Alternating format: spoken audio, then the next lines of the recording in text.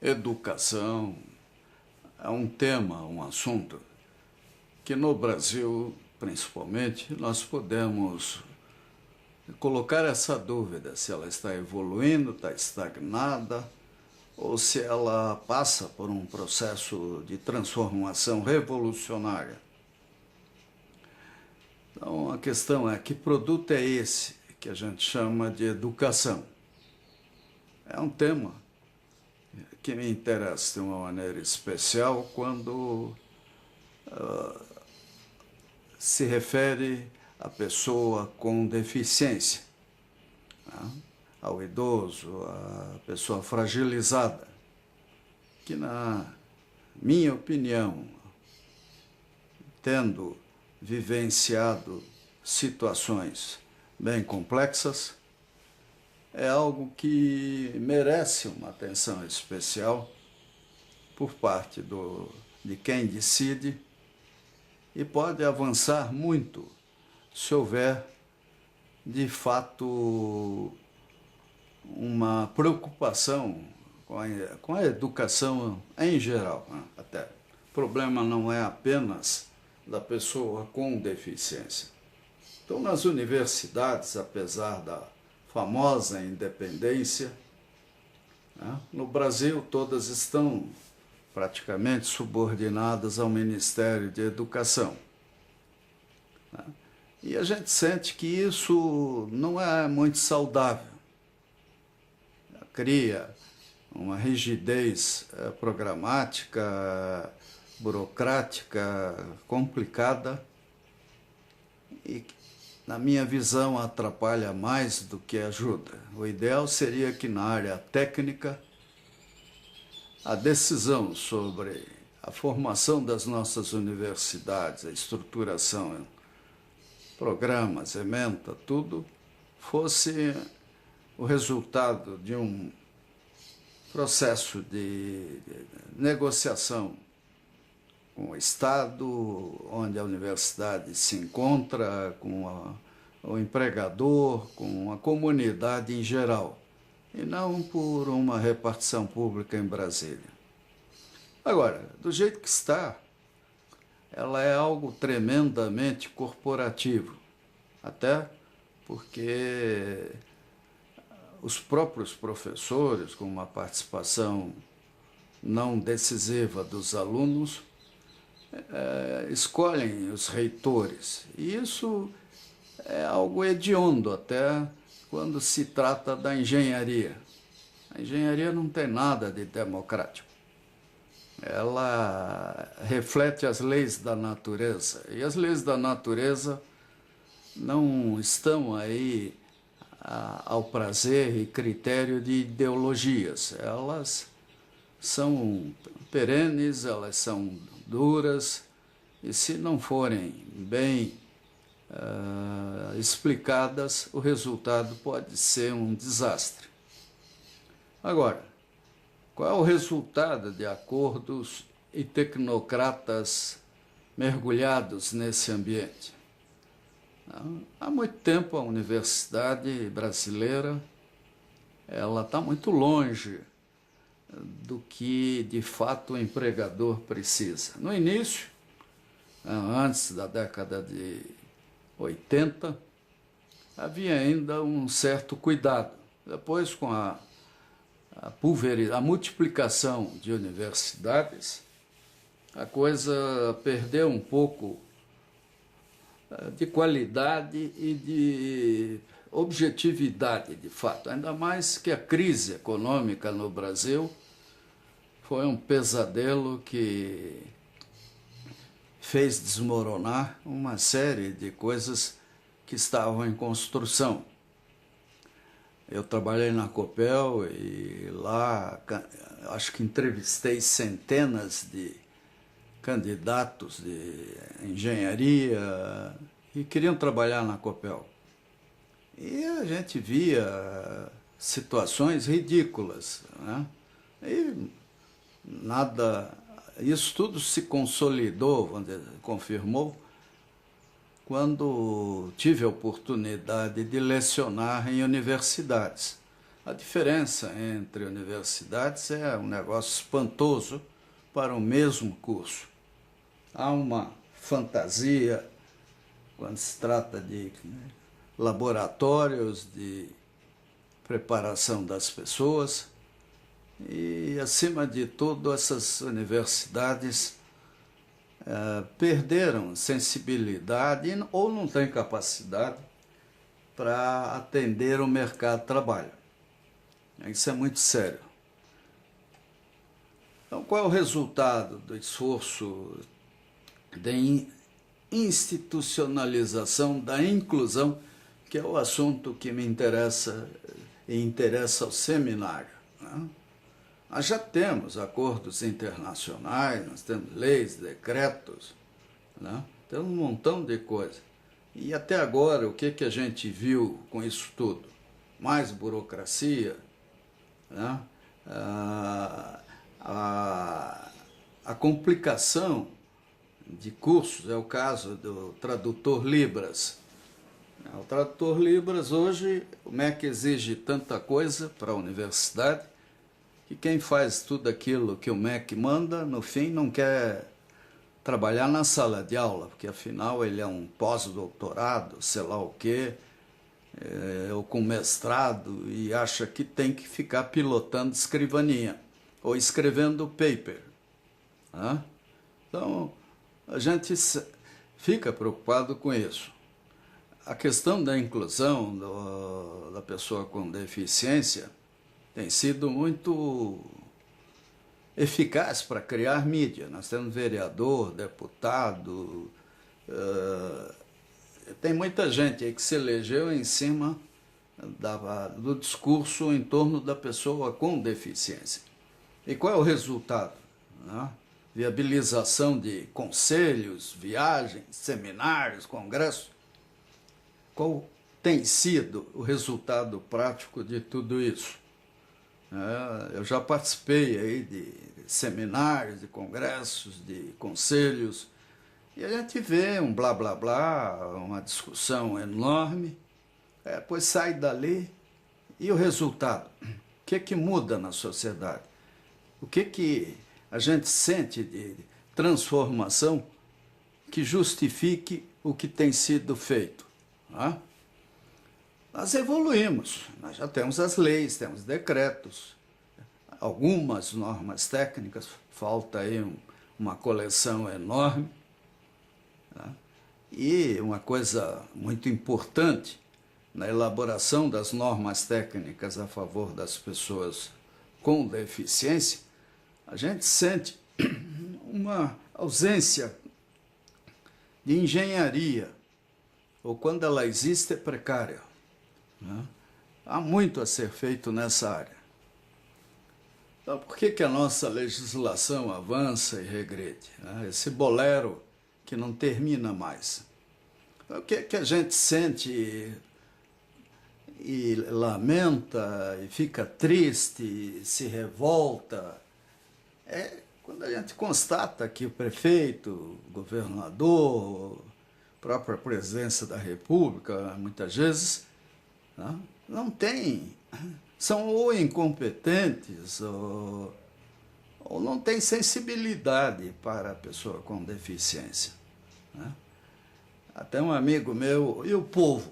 O povo pior ainda, quer dizer, a sensação que dá é a falta absoluta de sensibilidade social.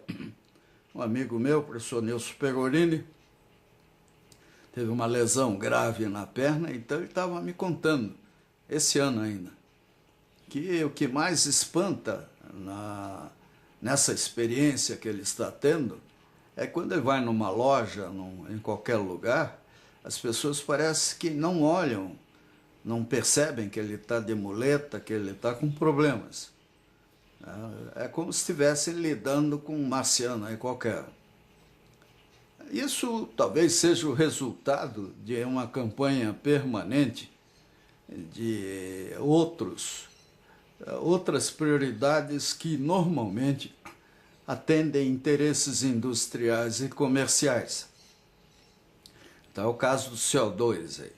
Como isso viabiliza uma tremenda indústria multinacional, indústrias gigantescas, é tema permanente de reportagens nas emissoras aí de TV privatizadas, principalmente, né, privadas. E, acima de tudo, o ser humano. Né? Será que ele é aquilo que Nietzsche que fala, né? Ele é egoísta, é insensível, é primitivo? Será que pensar dói? A fraternidade é uma utopia? Bem, e as nossas universidades? Por experiência familiar, podemos afirmar que a inclusão é algo precário, né? O estudante, para ele frequentar uma universidade federal, né? Não estou nem falando de uma universidade privada, a condição é muito precária. Aliás, aqui na condição de universidade privada, eu quero destacar com paixão até o que o Grupo Ninter faz com o CIANE. É uma das poucas universidades que tem um programa de atendimento eficaz à pessoa com deficiência via ensino à distância. É algo maravilhoso que acontece e uma exceção que merece destaque. Mas pior ainda é quando o estudante pode entrar na universidade, ele é tratado como uma exceção, uma curiosidade, alguém que merece afagos. Quer dizer, não há. A universidade, como todas as nossas escolas, na maioria das vezes, não estão preparadas para a inclusão. Aliás, não estão preparadas nem para o aluno que não precisaria disso. A gente vê visitando colégios e escolas que elas carecem de recursos. E pior ainda, né? Professores sobrecarregados, mal remunerados, insegurança, vandalismo, instalações mal protegidas, omissão técnica de seus superiores. Então, de alto a baixo na escala educacional, desde os jardins de infância até as universidades públicas, essa é a realidade. Pode ser que jardins de infância, escolas de primeiro grau, segundo grau, privadas, tenham padrões no Brasil, algumas exemplares, mas são caras, são inacessíveis ao povo em geral.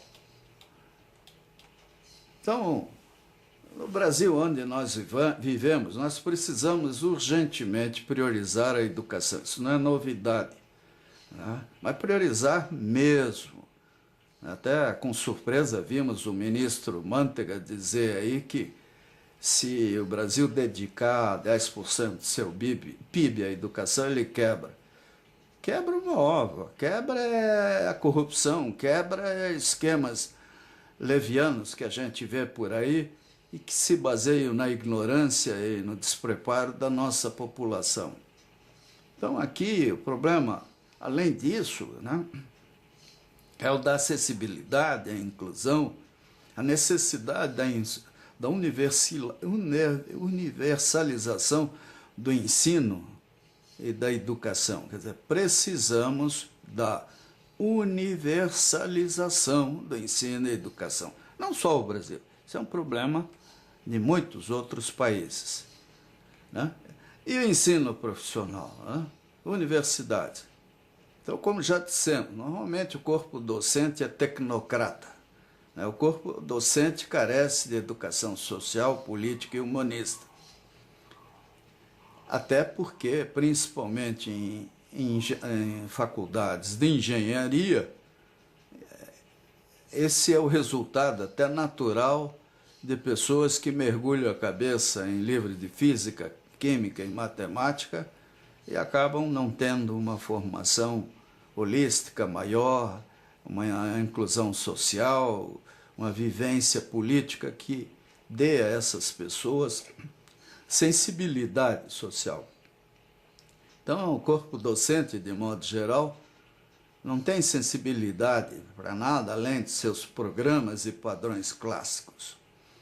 é refratário às dificuldades dos alunos. E aqui entra até um negócio tradicional, o professor ser valorizado porque ele é enérgico, é duro. O que, às vezes, os responsáveis pelas escolas esquecem é que um professor que ultrapassa os limites do razoável na disciplina e exigência de respeito a seu curso, ele tira tempo desses mesmos alunos de dedicação aos outros cursos, às outras matérias.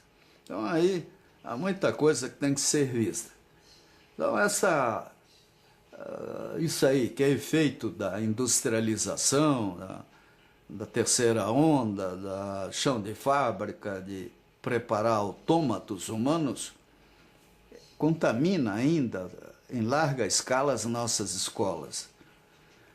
Nós temos que mudar o enfoque. A responsabilidade da qualidade do profissional não é da escola, é do aluno.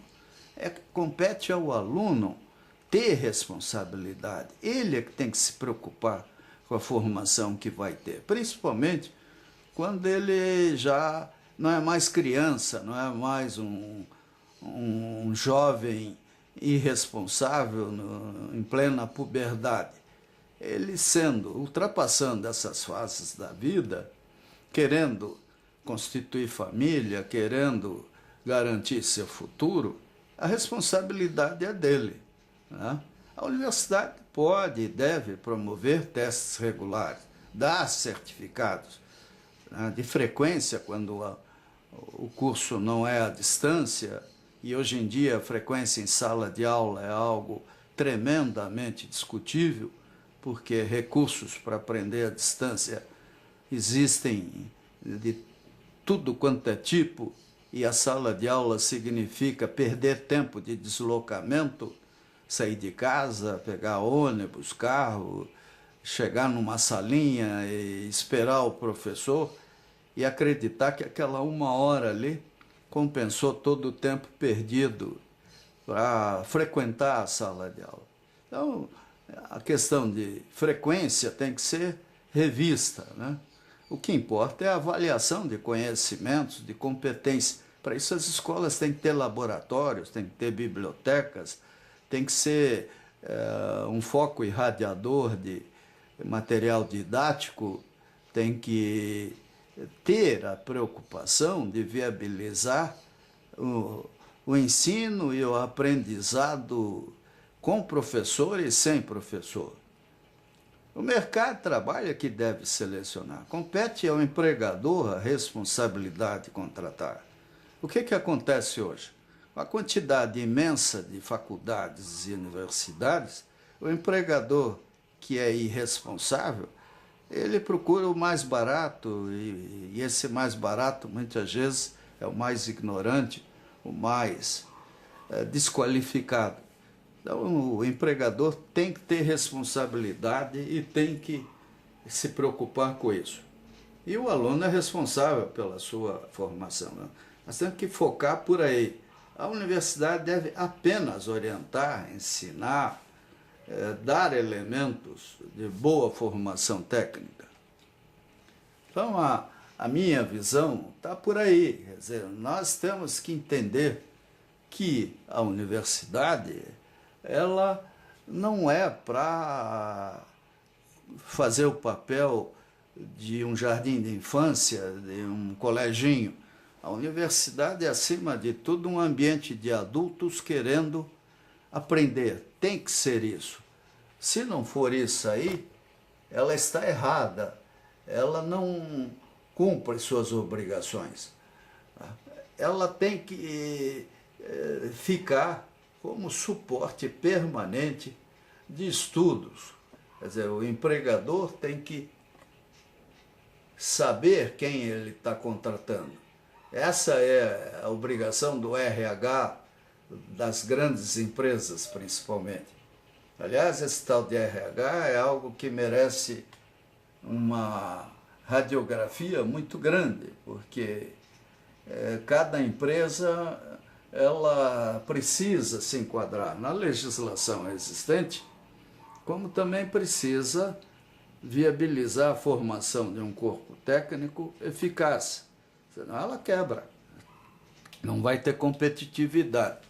E nisso tudo, né, a pessoa com deficiência tem que sempre pensar bem se as escolas e professores sabem ensinar e se relacionar. É muito comum a gente ver um estudante lutando para entrar numa universidade e depois ter a tremenda frustração de descobrir que não consegue nem andar lá dentro, né? Então, se não sabe quantos... E as universidades, né? Se as escolas não estão preparadas, quantos anos ainda elas precisarão para aprender a ensinar e lecionar para pessoas com deficiência? Será que nós vamos esperar 1, 2, 3 gerações até que a inclusão aconteça? É o que parece, na velocidade que a coisa está indo, isso virou coisa para o século 22, né? Então, é justo esperar tanto tempo? Então, a nossa preocupação é com centenas de milhares de brasileiros que estão perdendo oportunidade de desenvolvimento. Estão perdendo, não é que vão perder. Principalmente na área técnica, que depende muito de universidades, de faculdades muito bem preparadas e que tenham investido muito em laboratórios e no seu corpo docente. Essas, então, estão ficando para trás. Faculdade de giz, né? Aquela que depende muito mais de leitura e quadro negro, isso aí tudo bem, nós temos excelentes escolas.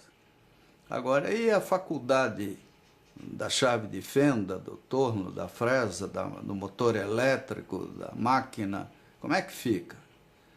Então, a pergunta, quantas universidades estão qualificadas e realmente podem acolher sem restrições os alunos com deficiência? Vamos esperar quanto tempo? Exemplos de outros países não faltam. Quer dizer, a Gallaudet está completando 150 anos. Quer dizer, puxa vida, será que esse exemplo não vale? Será que isso não cala na consciência dos nossos ministros, reitores, diretores e professores? O que aconteceu nos Estados Unidos? A inclusão está acontecendo, mas enquanto a inclusão acontece, lá como em outros países, escolas, universidades estão criando espaços dedicados. E a gente tem que sempre lembrar a qualquer pessoa com deficiência que nós podemos estar muito perto do dia em que tudo isso poderá ser compensado, corrigido, graças à medicina, à engenharia, à pesquisa, a todo um trabalho que existe no mundo inteiro. Mas, de qualquer forma, a Universidade Especial ela tem que gerar material didático, promocional. Mas voltando ao caso anterior, né? A universidade também pode ser polo de referência de órteses, próteses, orientação clínica. Um dos pesadelos de uma família que tem uma criança com deficiência é descobrir que a criança tem deficiência, é descobrir qual é de fato a dimensão do problema, ter uma orientação clínica adequada. Isso tudo é um pesadelo para qualquer família que descobre essa questão. Além da orientação à família, o problema dos traumas que acontecem quando o casal não tem, vamos dizer assim, uma postura ética, moral adequada. Bem, nós precisamos pesquisar e desenvolver, portanto, soluções a favor da pessoa com deficiência, assim como da família que tem filhos com deficiência. Quer dizer, família é extremamente importante para uma criança com deficiência. Ela é estratosfericamente importante. Ela precisa de apoio, de orientação. Nós temos que interagir com as autoridades para a construção de cidades, ambientes inclusivos, universais, seguros. Nós temos que interagir. Esse caso das cidades é um absurdo. O caso de Curitiba, que teima em manter calçadas perigosas, a velocidade dos carros é absurdamente alta, não há cuidado com a manutenção das calçadas, a acessibilidade aos ônibus é ruim, porque o problema não se limita à pessoa cadeirante, até a pessoa com deficiência visual, auditiva, o idoso, que de modo geral não usam elevadores especiais. Então essas pessoas têm que ter um cuidado, elas exigem um cuidado especial de todos os equipamentos urbanos. E é uma quantidade enorme a cada ano, crescente da população. Há um prefeito que esquece isso, está dando um atestado de estupidez, de ignorância, de insensibilidade. Mas ele se diz político, e muitos no Brasil hoje são políticos, porque o povo não tem como escolher. Os partidos se estruturaram de tal maneira que estão blindados em torno de famílias, de grupos econômicos, sempre as mesmas bonecas. Nós temos que ter gente nova, nós temos que renovar. Mas isso é um processo político, é outro assunto que precisa de discussão profunda. Nós temos que, concluindo, interagir com polos de educação e formação profissional. Então esse é o nosso desafio. Vencer, além disso, vencer prioridades importadas. Óbvio que a gente tem que cuidar da poluição, problemas de sustentabilidade, etc. Mas nós temos que, acima de tudo, pensar na sustentabilidade do ser humano. Por acaso alguém está preocupado com o meio ambiente de Vênus, Marte, Júpiter, Saturno? A gente está aí, como diria Heidegger, a gente está aí. A gente tem que se preocupar com o ambiente em que vive, onde a gente está, como a gente é tratado. O mundo de cada um começa nele próprio.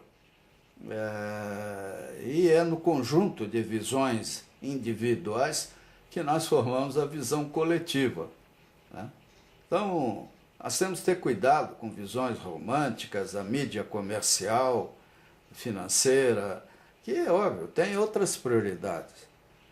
Nós temos que concentrar a atenção nas pessoas em situação de fragilidade social, intelectual, física, sensorial. Quer dizer, há uma série de coisas que exigem atenção. Então, isso tudo leva-nos a mobilizar a sociedade a favor das pessoas com deficiência, idosos, com doenças debilitantes, etc., e naturalmente na educação em geral. Agora, evolução ou revolução? O que a gente sente é que a famosa evolução é lentíssima, e inclusive com regressões. A gente vê o mundo hoje sendo dominado de novo pelo fundamentalismo religioso, xenofobia, racismo, coisas que estão colocando a humanidade à beira de novas guerras, no caso da Ucrânia, no caso do fundamentalismo religioso no Oriente Médio inteiro, na África. Isso é uma tragédia, Então nós temos que ter uma visão independente disso tudo, de amor ao próximo, de liberdade, de fraternidade, responsabilidade, de atenção à humanidade. E nesse caso, para termos de fato uma transformação rápida, vamos dizer, uma revolução na educação, nós precisamos de polos inovadores, de referência, onde a gente possa concentrar recursos a favor da pessoa com deficiência. A universidade especial será isso, pelo menos um polo de educação, inovação, ações imediatas, corpo docente, especialmente formado com essa finalidade, com funcionários, com ambiente, com layout, com equipamentos, com tudo que é necessário, né? E aí nós chegamos a um diagrama, vamos dizer assim, mais simples, vamos dizer assim, de modo a ajudar a visão do problema da nossa proposta. A Gallaudet é um negócio fantástico, né? Ela está nos Estados Unidos, na cidade de Washington, Distrito de Colômbia, e esse ano completando 150 anos. Ela é tão especial que desde a primeira turma que se formou, não como nível superior naquela época, começando de uma maneira mais humilde, é o presidente dos Estados Unidos que assina os diplomas dos seus alunos. Então, graças a isso, nos Estados Unidos, o meu filho é uma testemunha disso, lá a cultura de acolhimento da pessoa com deficiência auditiva, no caso, é grande, e a Gallaudet gerou polos pelos Estados Unidos inteiro, gerou, vamos dizer, experiências, preocupações que são fáceis de perceber navegando na internet. Então, nós temos que aqui pensar numa universidade especial. E aí está um elenco de propostas que eu entendo como missões, né?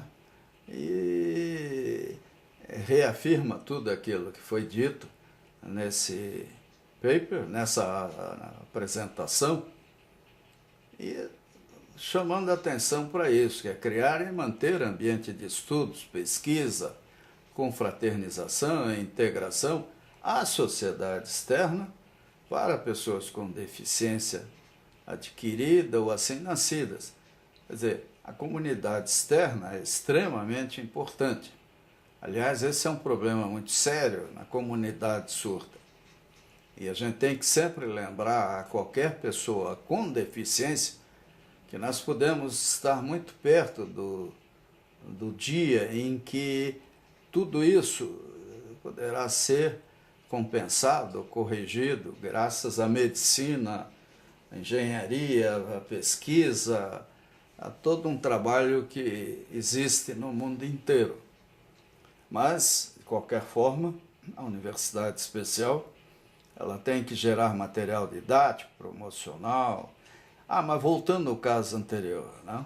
A universidade também pode ser polo de referência de órteses, próteses, orientação clínica. Um dos pesadelos de uma família que tem uma criança com deficiência é descobrir que a criança tem deficiência, é descobrir qual é de fato a dimensão do problema, ter uma orientação clínica adequada. Isso tudo é um pesadelo para qualquer família que descobre essa questão. Além da orientação à família, o problema dos traumas que acontecem quando o casal não tem, vamos dizer assim, uma postura ética, moral adequada. Bem, nós precisamos pesquisar e desenvolver, portanto, soluções a favor da pessoa com deficiência, assim como da família que tem filhos com deficiência. Quer dizer, família é extremamente importante para uma criança com deficiência. Ela é estratosfericamente importante. Ela precisa de apoio, de orientação. Nós temos que interagir com as autoridades para a construção de cidades, ambientes inclusivos, universais, seguros. Nós temos que interagir. Esse caso das cidades é um absurdo. O caso de Curitiba, que teima em manter calçadas perigosas, a velocidade dos carros é absurdamente alta, não há cuidado com a manutenção das calçadas, a acessibilidade aos ônibus é ruim, porque o problema não se limita à pessoa cadeirante, até a pessoa com deficiência visual, auditiva, o idoso, que, de modo geral, não usam elevadores especiais. Então, essas pessoas têm que ter um cuidado, elas exigem um cuidado especial de todos os equipamentos urbanos. E é uma quantidade enorme a cada ano, crescente da população.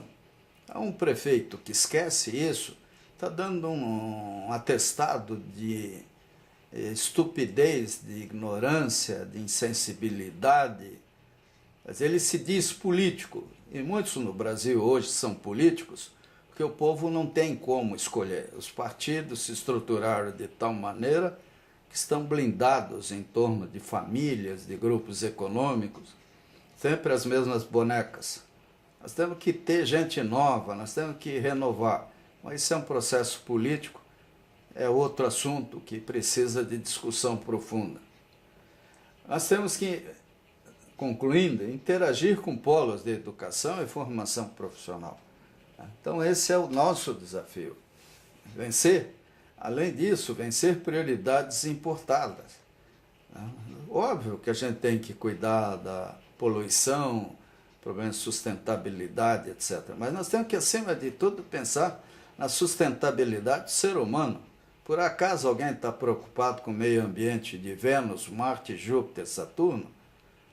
A gente está aí, como diria Heidegger, a gente está aí. A gente tem que se preocupar com o ambiente em que vive, onde a gente está, como a gente é tratado. O mundo de cada um começa nele próprio.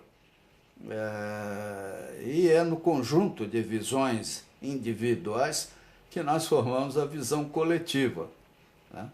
Então, nós temos que ter cuidado com visões românticas, a mídia comercial, financeira, que, é óbvio, tem outras prioridades. Nós temos que concentrar a atenção nas pessoas em situação de fragilidade social, intelectual, física, sensorial. Quer dizer, há uma série de coisas que exigem atenção. Então, isso tudo leva-nos a mobilizar a sociedade a favor das pessoas com deficiência, idosas, com doenças debilitantes, etc., e naturalmente na educação em geral. Agora, evolução ou revolução? O que a gente sente é que a famosa evolução é lentíssima, e inclusive com regressões.